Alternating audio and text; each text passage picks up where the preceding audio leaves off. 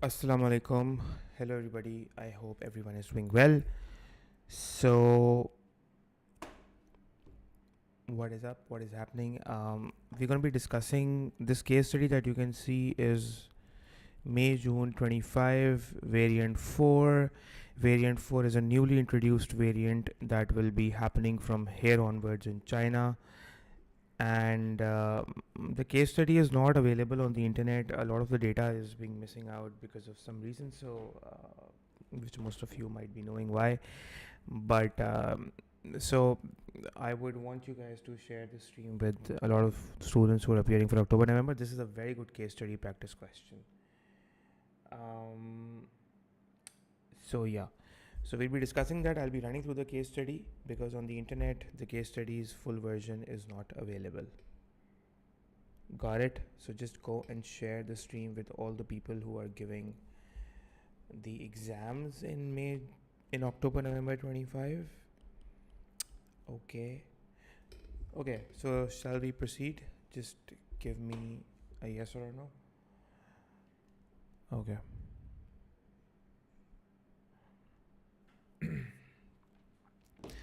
Okay, so again, a very good question. I personally really like this case study because this is a challenging case study, by the way. This is a challenging case study. So, annual growth rate it talks about the economic challenges of Malaysia, and it says that the annual growth rate in real GDP in Malaysia averaged around 5.2% during the past 10 years. And there was great deal of instability in GDP between 2020 July and July 2021, which we can actually witnessed which can be witnessed below, because in July 2020 all the way up till July 2021 we can see growth rates turning negative, largely due to the COVID-19 pandemic. Economic growth was projected to grow by 5.5 to 6% in 2022. The percentage change in real GDP per annum in Malaysia between January 19 to January 2022 is shown in the figure. So every time, whenever you will be tested in the past papers, you will be given a case study question. And in that case study question, students, you will be asked about trend analysis. This is something that as an AS student, you must master the skill of how to do trend analysis. You will be given. Anyways, figure 1.1 is telling you about the annual GDP growth rate in Malaysia from Jan 2019 to Jan 2022. It says the causes of economic growth in Malaysia are a combination of domestic and external factors. So it's saying that, in Malaysia, the growth rate has been coming from domestic factors as well as some of the external factors. So domestic and external factors both are contributing to the growth of Malaysia's economy. Okay, guys, so are all the October November students watching? Before I proceed, I'm telling you this is a new variant. It's a difficult case study, a good case study. Share the live stream link. Ask the October November students to join because the case study is not available on the internet as well. So in the comments, just give me a yes or a no if you guys are watching and you are able to follow properly. In terms of the domestic economy, because my comments is open right in front of me, in terms of the domestic economy, the government now the case study focuses on what are the factors that are present in the domestic economy. It says in terms of domestic economy, the government is promoting the emergence of a strong and sustainable private sector. So in red, I'm highlighting all the domestic factors. The government is promoting the emergence of a strong and sustainable private sector because private sector is efficient and is a big engine of economic growth in any economy, especially in science, tech, and innovation. It is also making markets more flexible. Making markets more flexible is again a supply side policy. By reducing the number of regulations, it's a market based supply side policy, market based.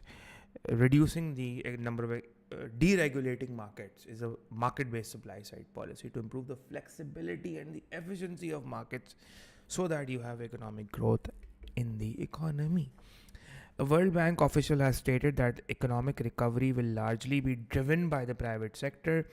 Efforts should be made to enhance the strength of this sector over the medium to long term. So sometimes economists say short to long term, short to medium term, sometimes medium to long term. So obviously World Bank all yearly basis pay, it gives its analysis and projections for different economies. It does that for Pakistan as well, for different countries. Um, okay. And then it says Malaysia is a major receiver. It says Malaysia is a major receiver of foreign direct investment, especially in relation to manufacturing, financial, insurance, and mining industry. So there's a lot of FDI coming into Malaysia. In terms of Malaysia, but then it talks. So this is all about the internal. It's talking about the factors that are responsible for Malaysia's growth because of internal factors. In terms of Malaysia's external economy, there has been an increase in demand from many of its major trading partners, especially in Singapore, China, United States, and Japan. So I'm going to be highlighting it in blue, the external factors. Increase in demand from many of its major trading partners is the first point that clicks with me. That is basically these points are responsible for Malaysia's economic growth. External factors responsible for Malaysia's economic growth. Exports from Malaysia increased compared to a decrease in 2020. So in 2021, the exports had gone up as compared to 2020. In the last quarter, exports reached a record high for Malaysia. Its main exports have included machinery, transport equipment, and chemicals. Malaysia is also a major exporter of refined oil and natural gas and will benefit from an increase in world prices of these commodities. So Malaysia is a major exporter of refined oil and natural gas, and definitely Malaysia will benefit from an increase in the world price of these commodities. Now, if you guys can recall, you know, I think in the last stream I was discussing something related to this question. It's giving me some nostalgia, but I was saying that a country that is a world exporter of commodities, if you guys can say yes or no, we were discussing that those countries who are exporters of commodities, they always benefit from increase in the world price of commodities because their revenues shoot up. It will also benefit from any growth in global economic activity, and if world global growth take place, Malaysia will benefit definitely. Okay. The Malaysian government, then it says that the Malaysian government has been trying to support economic growth through a number of different stimulus packages. So now it talks about how the government has been playing its part through a number of different stimulus packages, including a range of subsidies to firms. Right? These subsidies have benefited firms, but providing them has been a significant expense for the Malaysian government. So now they're talking about how Malaysian government is actually trying to support economic growth in Malaysia. What the Malaysian government itself is doing. And one of the things that they've talked about are different stimulus packages, which also includes different subsidies. Stimulus package. What is a stimulus package? Stimulus package is your fiscal policy, but stimulus packages may also include some subsidies that could be given to firms to stimulate their growth by reducing their cost. So another challenge to the Malaysian economy has been unemployment. Then it talks. So initially they were talking about economic growth as a challenge. Now they're talking about unemployment. Another challenge to the Malaysian economy has been unemployment. The rate of unemployment has increased, and then it says it was expected to continue to fall. Coming to the questions, the first question says, using the data in Figure 1.1. Again, using the data, describe the trend shown in the annual rate of growth in Malaysia over the period from Jan 19 to Jan 2022. Again, a good question. Let's see what they are saying. So here is basically over here again I want you to focus on the question. Using the data in Figure 1.1, describe the trend. So trend analysis always comes. It could be a current account balance trend, or a current account surplus trend, or sometimes they could ask you about terms of trade trends, or inflation trends, or growth trends, or unemployment trends in Malaysia over the period Jan 2020 to 2022. Now, before I give out the answer for this, I want to tell you guys that if you are doing year by year analysis from the data, like let's say you are saying that in Jan 2020 the economic growth dropped to 0.7. In Jan 19 it started with 4.7, then it dropped to 0.7, and then it became negative in July 2020 to 17.1, and then it increased to 15.9, which is the highest ever or in the figure or something like that. Then it dropped again, then it gone up again. Okay, if this is what you are doing, you will get a big zero. Nothing, no marks would be awarded. So remember that whenever you are doing trend analysis, focus on the overall trend. So look at the dates. The dates are Jan 20 to Jan 22. Step 1, you identify date. Between which range are they talking about? So they're talking about January 2019 to 2022. So Jan 2019 to Jan 2022. Within this range, look at the overall trend. So you comment on the overall trend. The overall trend has been decreasing. Why? Because in Jan 2019 the growth rate was 4.7. In Jan 2022 it dropped to 3.6, which means that the overall trend between this period has been a declining trend, falling trend, decreasing trend. All three words would be awarded 1 mark. That's one thing. The second thing that you need to comment about is the fact that here the growth rate has gotten into a negative, because this is the rate percentage of growth. It has gone into negative in July 2020, and then it went to positive again. Do not give figures. We do not need values. I'm repeating, we do not need values. We do not need values. We do not give marks on values. We give marks on the nature of the change rather than the values. So you just say that in July 2020 the inflation rate in July 2020 the economic growth rate went negative, right? And then what happened that it was negative all the way up till July 2021, and then from July 2021 it went positive. You can see that in July 2021 the economic growth rate is positive 15.9, but again you will not give the values. Now let's see how I have written. But before that I wanted to show, because one of a student had written this answer, and I wanted to show the answer of the student. So let's say this is candidate A, and the candidate A writes that now the candidate has been awarded 2 marks. The candidate says the trend in annual rate of economic growth in Malaysia over January to January 2022 is decreasing. अब ये जो word है decreasing, इस पे 1 mark would be awarded over this, because the candidate talks about the overall trend, which means के a tick is put on here, decreasing. So it's decreasing, which means that the student has been awarded 1 mark on the fact that the candidate mentions it is decreasing. Then the candidate mentions that it was positive before July.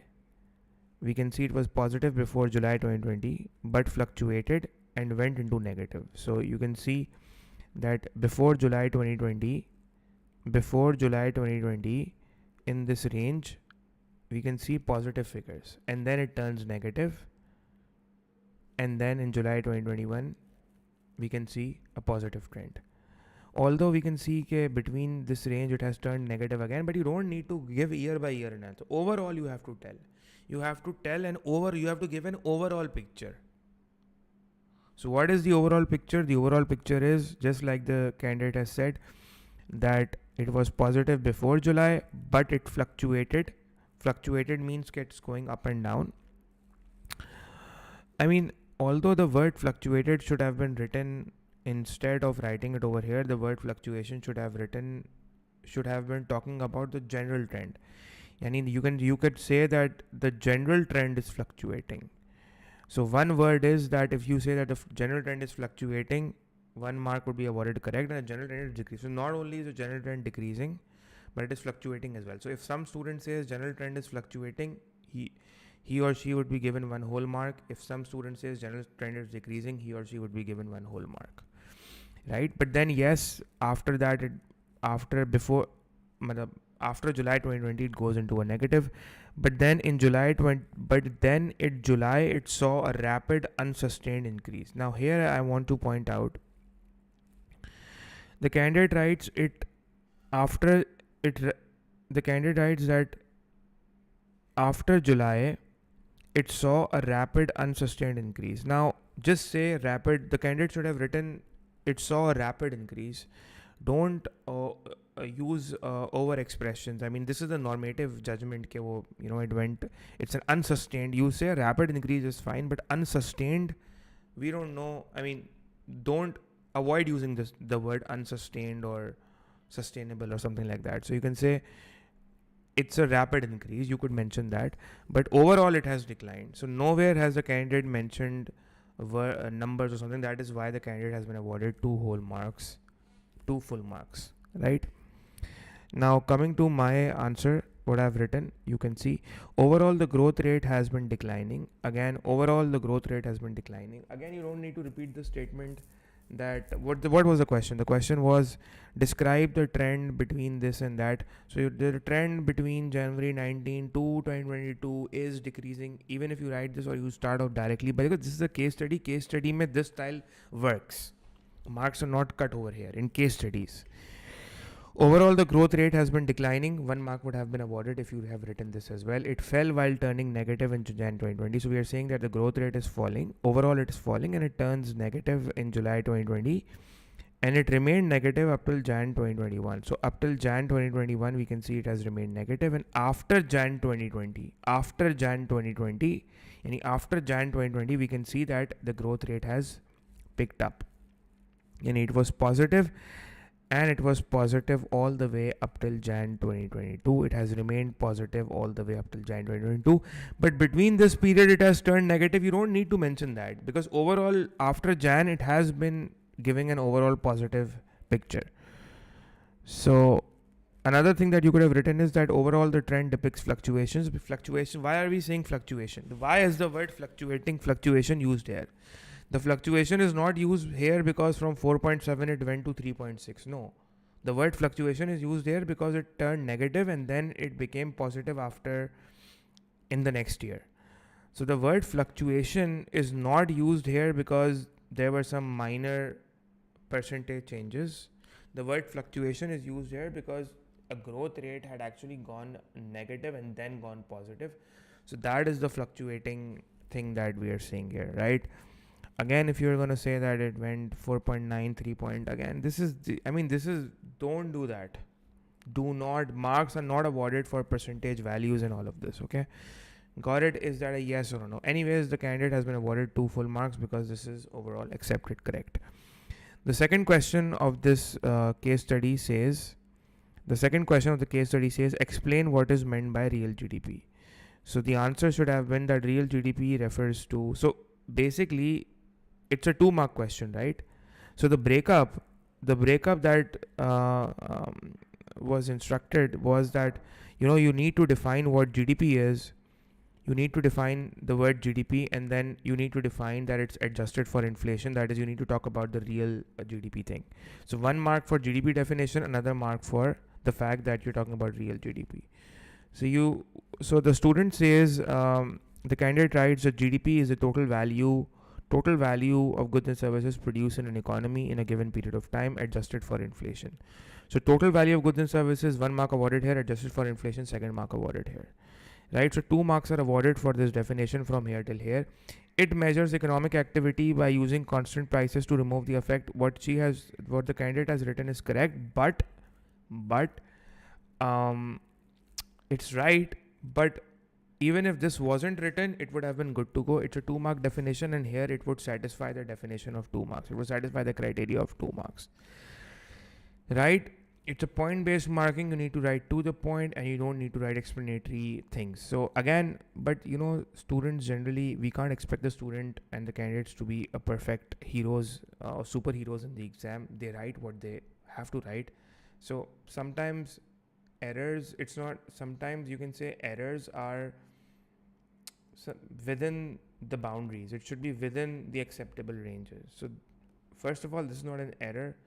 Sometimes students do tend to write extra and that's okay. If you have written something extra, is not a negative thing here because you have written everything correct, so you will be marked for the first 2 lines. You will be marked correct. Another thing that was acceptable for this definition was that if a student wrote that real GDP is equal to nominal GDP minus inflation, this was accepted as well.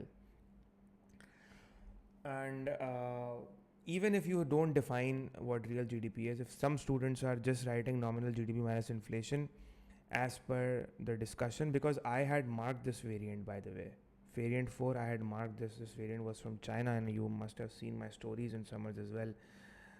I was talking about this variant because I had marked this variant, and some of the students were just writing that real GDP equals to nominal GDP minus inflation, and that is it. It was literally a 4-word definition. Still, they were also awarded full 2 marks. Why? Because Cambridge doesn't want to necessarily cut marks for students. It penalizes where the student is not up to the mark. Anyways, so nominal GDP was awarded 1 mark, minus inflation awarded 1 mark. Now coming forward, remember that in your paper for October November retake students, whether you are October November students or you are May June students, now comes these questions, and these questions usually end up with students not being able to score. See, the first thing is that in all these questions you have to give evaluation and a conclusion. Okay, you have to give it. And in part C is usually for 4 marks, and it will always have an evaluation, especially when the command word says consider the extent, or consider. So it will say always use these words, command words, that consider the extent. So it says consider the extent, or it could say assess the extent. But consider the extent, assess the extent is the same thing. And over here, 1 mark is awarded for evaluation and a conclusion. So 3 marks are awarded for analysis in a 4 marker and 1 mark is awarded for evaluation and a conclusion. But do remember that if the evaluation analysis is one-sided, you will not get marks for evaluation. The analysis has to be two-sided, which means the question says consider the extent to which potential advantages or subsidies given to firms by the government outweigh their potential disadvantages. So it means that you need to talk about the advantages of subsidies, plus you need to talk about the disadvantages of subsidies, and then you need to give a just judgment here, which we are saying that. And remember that before the judgment, evaluation comes in, but for a 4 marker question in case study and a 6 marker question in case study, the evaluation and the conclusion could be embedded in a single paragraph as well. So let's see now. Again, students will start off by defining what a subsidy is. We will not give you marks for a definition of a subsidy. Even if you have written the correct definition, we will not award a mark on there, because it is point-based marking. Point-based marking, case study is point-based marking. Point-based marking is that we will see, are these points mentioned that we are looking for? Oh, the student has mentioned a perfect, fabulous definition of case study. And we will like, so what? It's not required. We don't need it. So we will not mark it. So even if you're providing a definition, because knowledge and understanding marks are not awarded in case studies. That is not even an assessment objective in case study. Knowledge and understanding, AO1, it's not an assessment objectives. It is not an assessment objective in case study. So if you end up defining what a case study is, it is totally useless. So again, the student says subsidies lower, the student starts off by writing subsidies lower the firm's cost and increase efficiency, 1 mark is awarded. Encouraging to produce more output, hence leading to more investment and growth, again correct. Creating more jobs, resulting into reduced unemployment. So see the chain of analysis being done here. This is perfect, that it lowers the cost, increases the efficiency, encourages more output, leading to more investment and growth, creating more jobs, reducing the unemployment in Malaysia. So link it to Malaysia because you are attempting a case study question on Malaysia. Moreover, subsidy, the cost of production for firms decrease, hence they produce at a lower price, making their product competitive, resulting in increased exports. So again, 3 points are mentioned. Efficiency point is mentioned, lower unemployment is mentioned. So efficiency is an advantage, lower unemployment is an advantage, and increased export is an advantage. But yes, Zoha, you can, I'm listening, please, you can say. So lower in efficiency is an advantage, reduce unemployment is an advantage, increase exports is an advantage.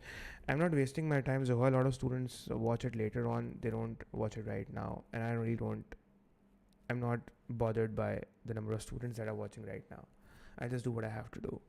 So students watch it later, okay?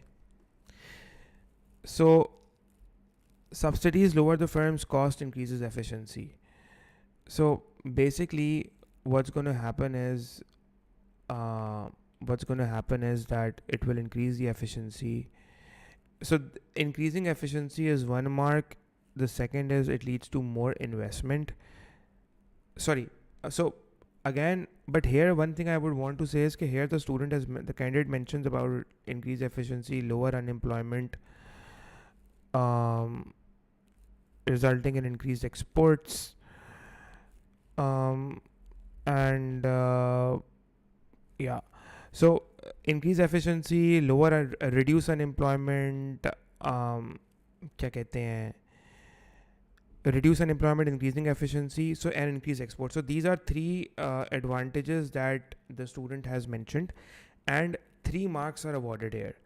So 3 marks awarded here, and then it means that 3 marks are correctly awarded. But here you see the student has not directly mentioned. So the student could have also said that subsidies increase efficiency. Subsidies increase efficiency. It reduces unemployment, and it in- and it increases exports. Uh, so increased exports, lower unemployment, increased efficiency. So these are three great marks that are awarded.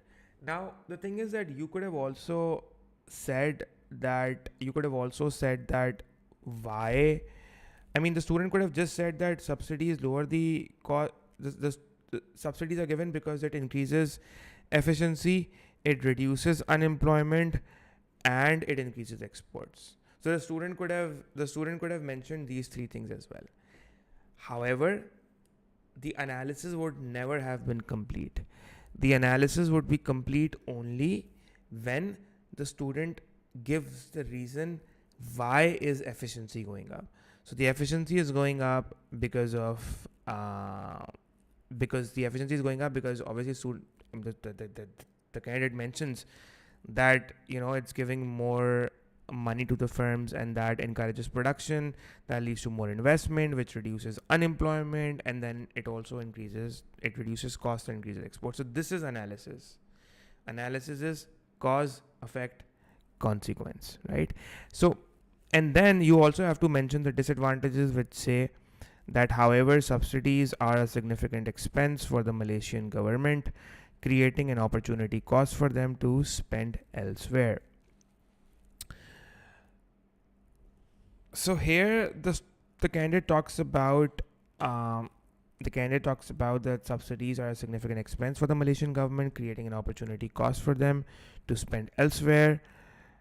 In addition, and then which means that here the student is talking about that it results into an opportunity cost.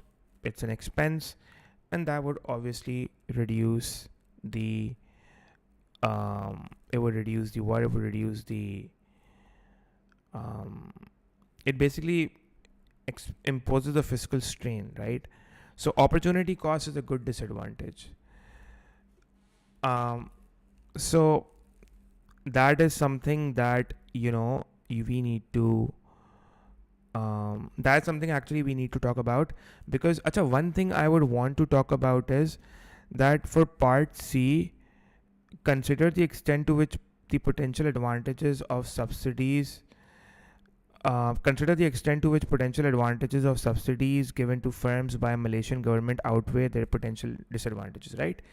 So here, one thing you need to understand, that let's say if you are writing 3 advantages of subsidies, then one disadvantage you have to mention, because what I'm trying to say to you is that the question is asking about how does potential advantages outweigh disadvantages. So 3 advantages, if you're giving 3 advantages, then one disadvantage would be fine. Or if let's say you're giving 3 disadvantages, then at least give one advantage, because the analysis has to be both sided. See, disadvantages are part of your disadvantages and limitations of something. The disadvantage itself is part of analysis. Okay? Anyways, Zoha says you are mad and pagal. Thank you, Zoha. I really appreciate your emotions.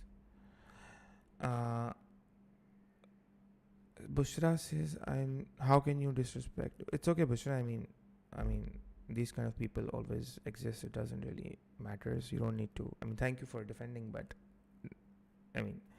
certainly we can see who's the one who's getting affected here. So it's quite a. Anyways, I don't want to talk about it, but 1 mark for conclusion and 1 mark for the fact that you need to talk about evaluation. So here 1 mark for this particular candidate, 1 mark is going to be deducted. Conclusion mark is deducted here. Definitely the conclusion mark is deducted. The reason why the conclusion mark is deducted is because it says that if subsidies are not well targeted, the disadvantage. Okay, so the conclusion mark is deducted because there's no conclusion here. Although the student mentions that subsidies are a significant expense for Malaysian government, which is correct, but there is no judgment here, and judgment has to be a balanced judgment that you talk about. You take the points from analysis and you give a balanced judgment in the sense that the judgment has to mention your view. ठीक है, the judgment has to mention your view. ये बहुत important है that you have to mention your viewpoint in a judgment, right? Khair.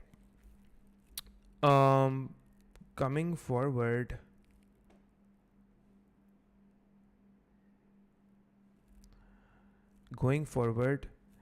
it says so 1 mark will be deducted for wo. Achha, so it says subsidies are an expense. In addition to that, subsidy may reduce the incentive for the firms to be efficient. So this is correct as well. If they relied on just a subsidy, so again, this is correct. This is the correct disadvantage.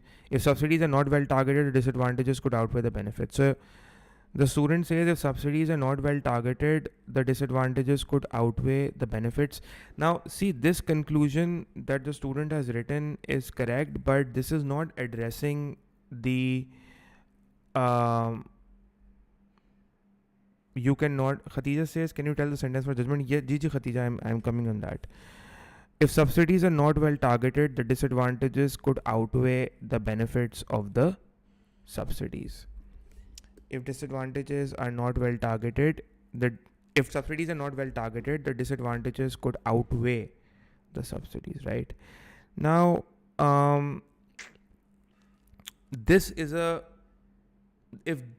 sort of a judgment could probably work for a paper 2 answer, right?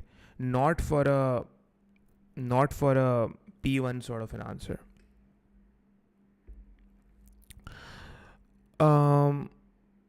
Sorry, not for a case study sort of a answer, right?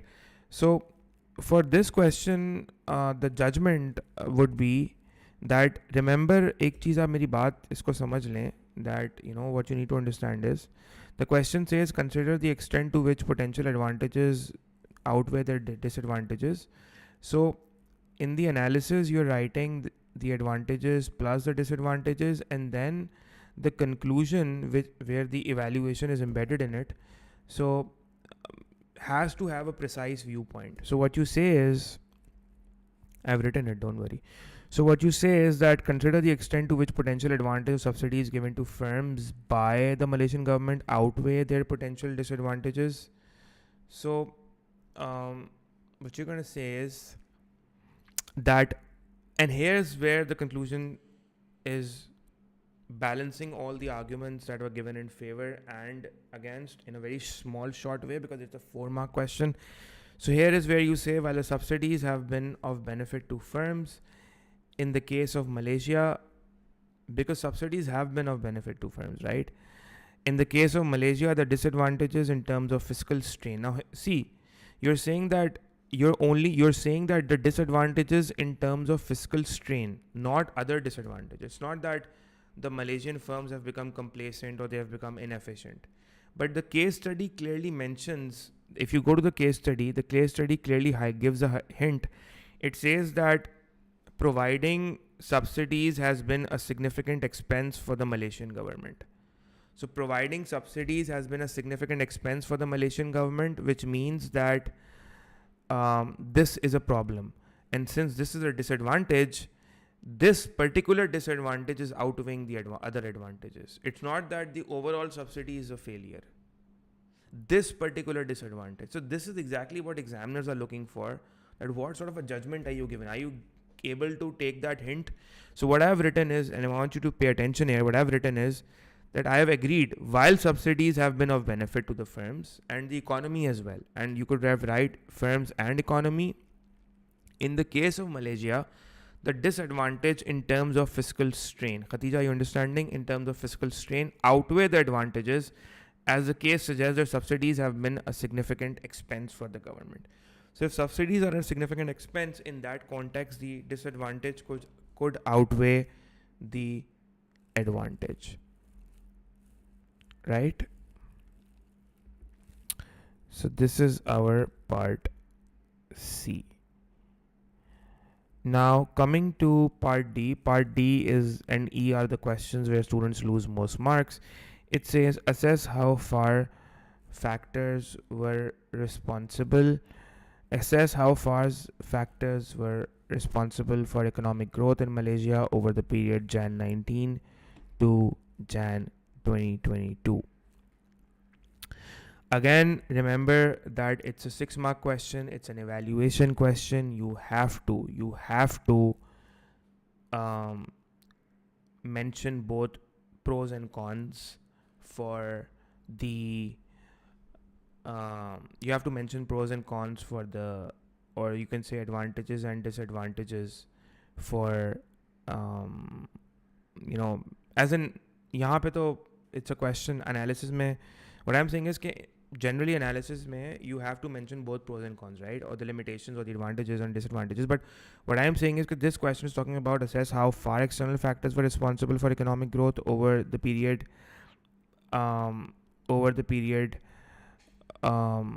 Jan 2019 to Jan 2022. So here what you need to do is that you need to say that assess how far the factors are responsible, right? So here what you need to talk about is assess how far external factors were responsible. So assessing how far means to what extent, right? To what extent they were responsible.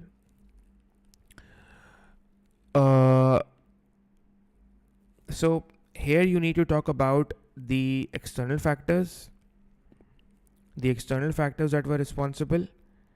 First you will talk about the external factors that they've played a significant role, and then you need to talk about the role of domestic factors. Right? So having said that, let's look at the solution by one of the students.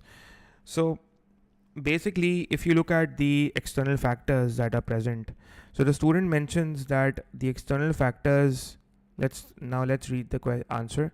External factors contributed significantly to Malaysia's growth. Increase in demand from trading partners such as Singapore, China and US led to an 11.2% increase in exports. Correct? 1 mark awarded. Compared to a decrease, growth also increased by higher world price for oil and gas, which are major exporters of Malaysia. Again, another mark awarded. 2 marks are awarded here for the external factors. However, 1 mark is not awarded. 1 more mark should have been awarded if the candidate would have written that it would also benefit from increase in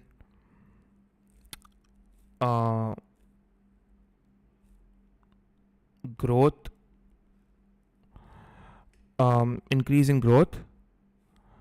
increase in growth from global economic activity. Either the candidate could have written this, so 1 mark would have been awarded over here, or the candidate could have written, the candidate I think has missed 1 point, that one thing that you could have written is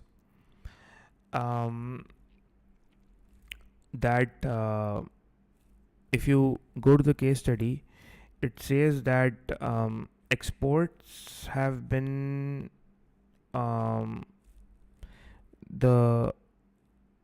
have reached all-time high, something like that. So in the last quarter of 2021, exports reached a record high for Malaysia.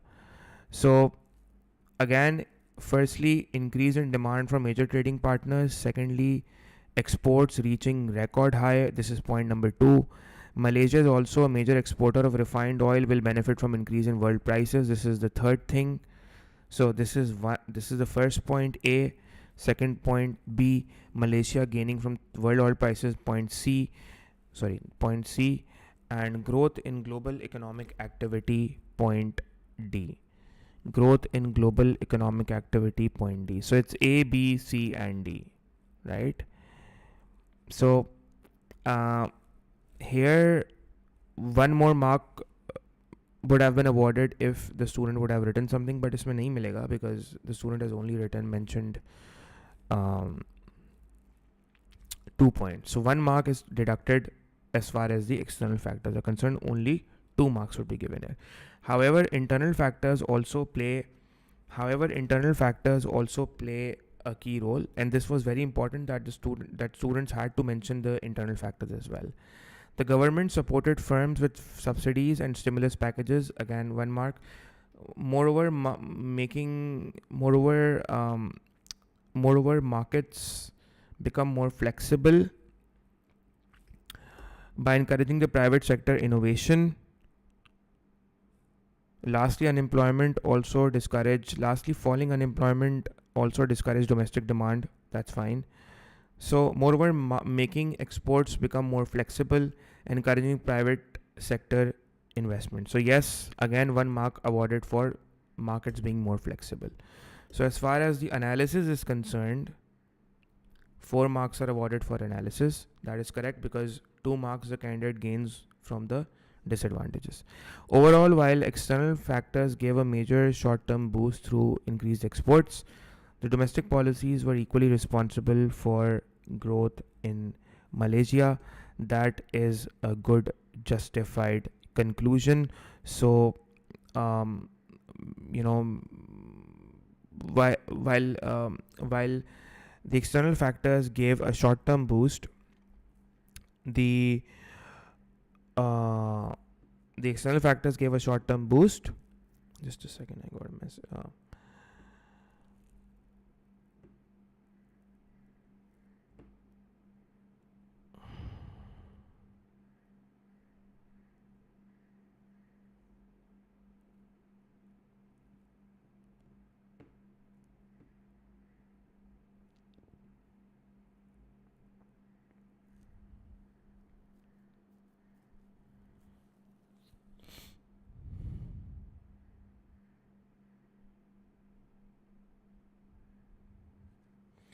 Overall, while the external factors gave a major short-term boost, the domestic policies were equally responsible for growth in Malaysia.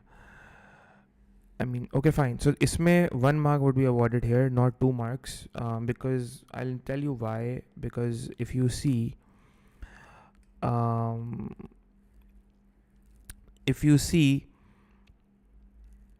that Malaysian government in 2020 or something,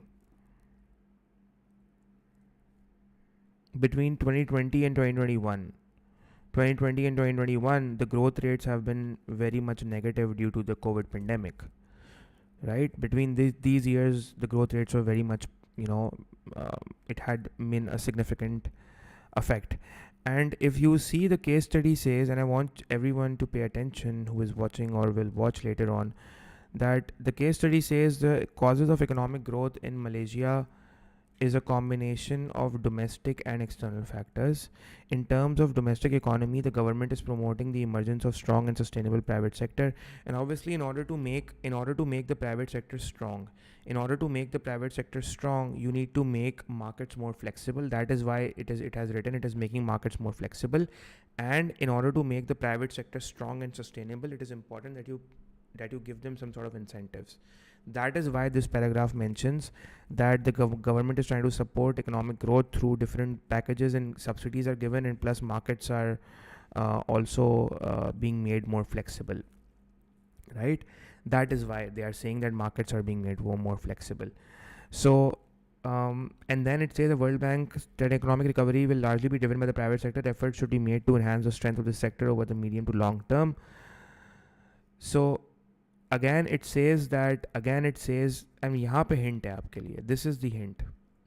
The hint is that World Bank has in the report stated that the effort should be made to enhance the strength of this sector over the medium to long term, which means that the since private sector is the one who's responsible for internal growth primarily, which will mostly be coming from between medium to long term.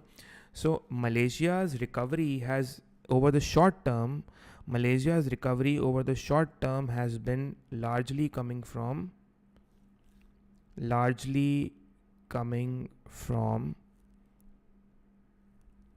where? External factors. While internal factors have been, you will say internal factors have been augmenting or complementing the external factors, but and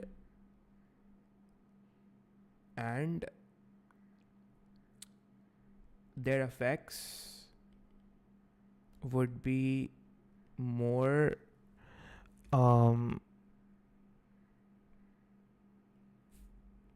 witnessed over the medium to long term.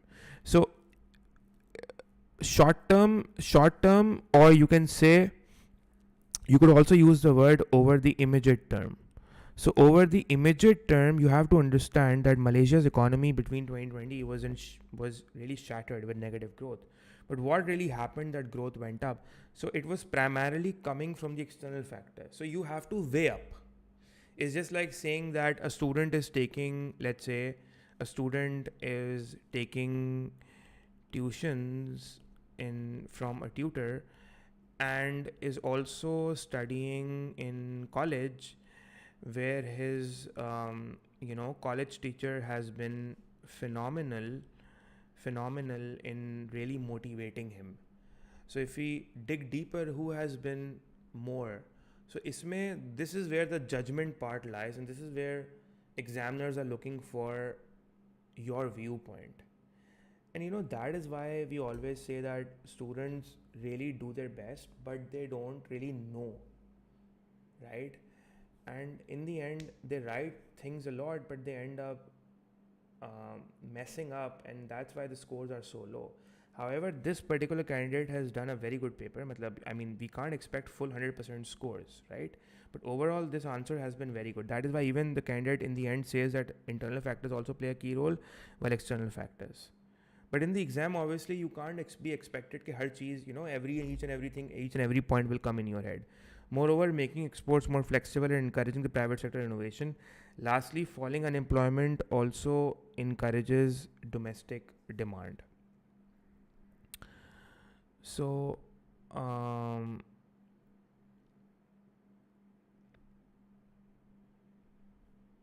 right? So what you say is that primarily the growth is coming from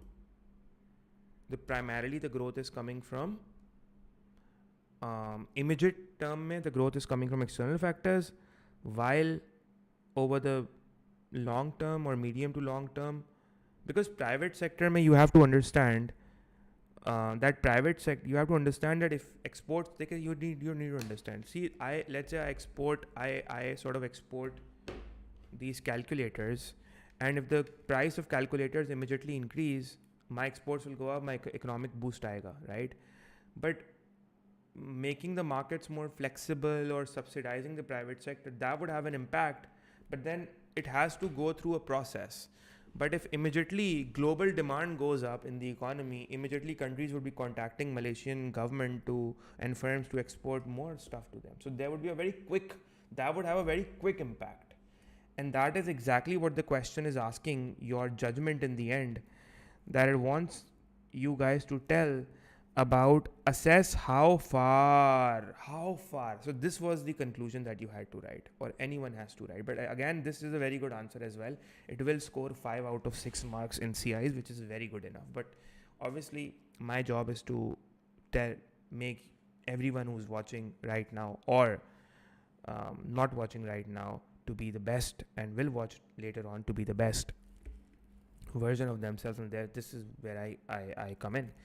That, the question was how far external factors were responsible. So Khatija, and you're watching right now, what you say is that, how far were they responsible? They were quite responsible, and they were very responsible. In fact, in the immediate term, they were highly responsible to Malaysia's economic growth,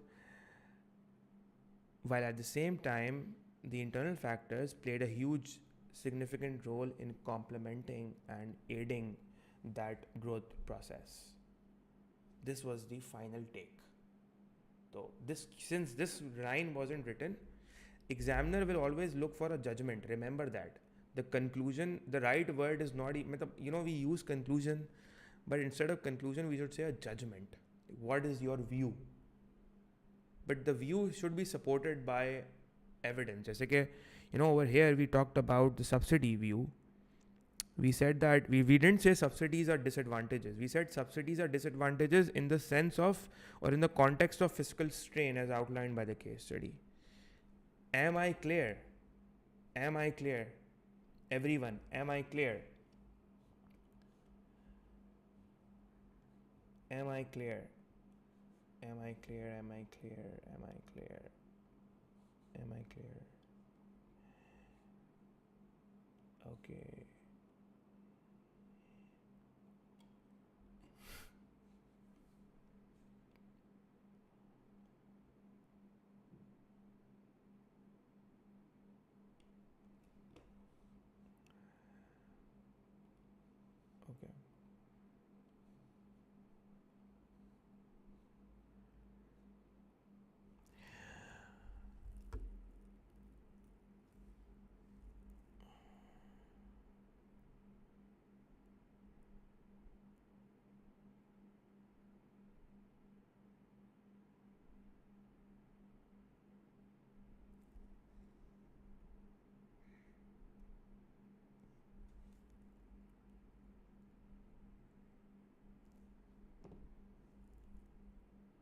Okay. Okay. Question number, let's now move on to question number E. Assess the possible consequences of a falling rate of unemployment for Malaysia. So assess the possible, possible consequences would be both positive and negative.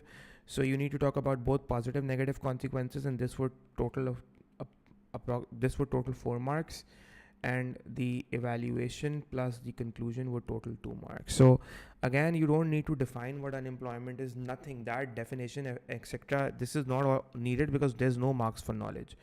So you start off directly. Let's read the answer. A falling rate of unemployment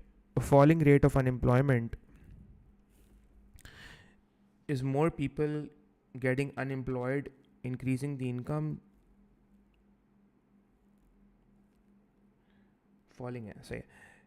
A falling rate of unemployment is more people getting employed, increasing the incomes, hence purchasing power, resulting into increased consumption, which boosts AD, leading to economic growth.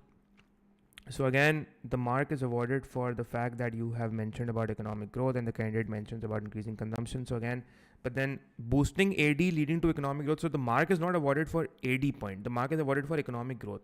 But in order to talk about economic growth, you have to relate it to AD, right? So the cause, effect, consequence, right?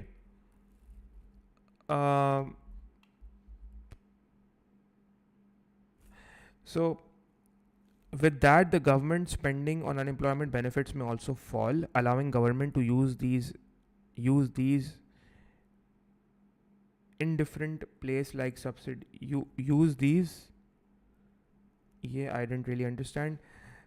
May also allowing the government to use these on different places. I think this candidate is trying to, but again, the marks will not be cut. Benefit of the doubt would be given because overall the candidate has developed that impression on the examiner that the candidate knows the stuff.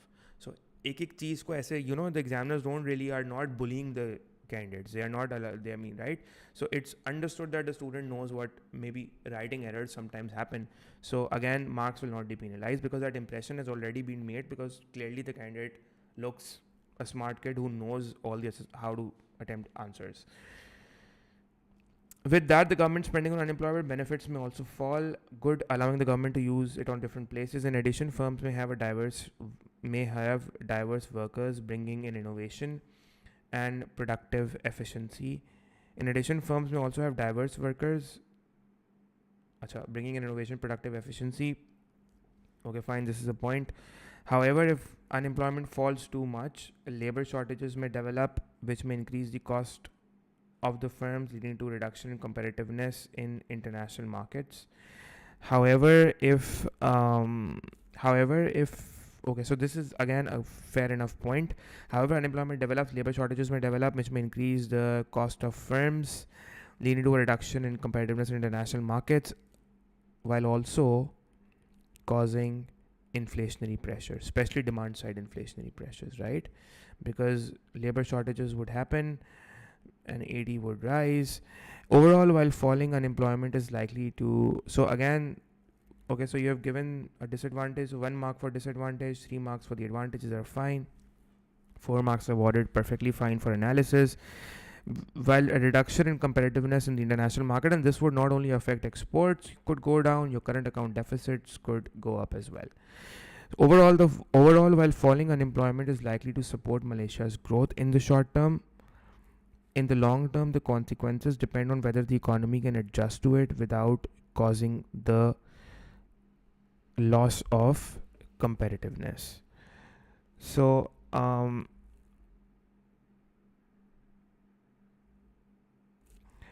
this is a very good conclusion. Overall, while falling unemployment is likely to support Malaysia's growth in the short term, in the long term, the consequences depend upon whether the economy can adjust to it without causing loss of competitiveness, and that will only happen when the economy comes up with effective supply side policies, so that a falling unemployment rate really doesn't affect inflationary pressures, because falling unemployment can only affect an economy negatively over the long term only and only if there are labor shortages, and that causes demand for inflationary pressures. So causing loss of whether the economy can adjust to it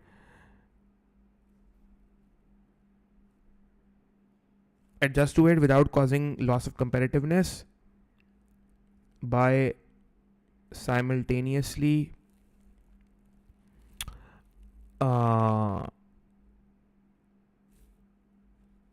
coordinating you could use a different word as well, by simultaneously implementing effective long term supply side policies to boost productive capacity. But overall, this is very well written, and this would get very good marks. So easily 5 or 6, 6 marks full would be avoided. With certainty, I'm saying from an examiner's perspective, 6 marks would be avoided, because it's a decent conclusion. By simultaneously coordinating effective long-term supply-side policies to boost capacity. Okay, guys, so we are done with the case study, and this is exactly how you need to write the answers. One thing you notice is that case study answers are relatively shorter. This is a perfect length for a 6-mark answer in a case study. It's point-based marking. You will get the marks, and you don't need to, there are no marks for knowledge. Okay, so I hope this is clear, and we're done with this case study. If anyone has any questions, you can ask, or you can ask me later on whenever you watch the case study. Okay, so thank you so much, and I'll see you all later on. Allah Hafiz.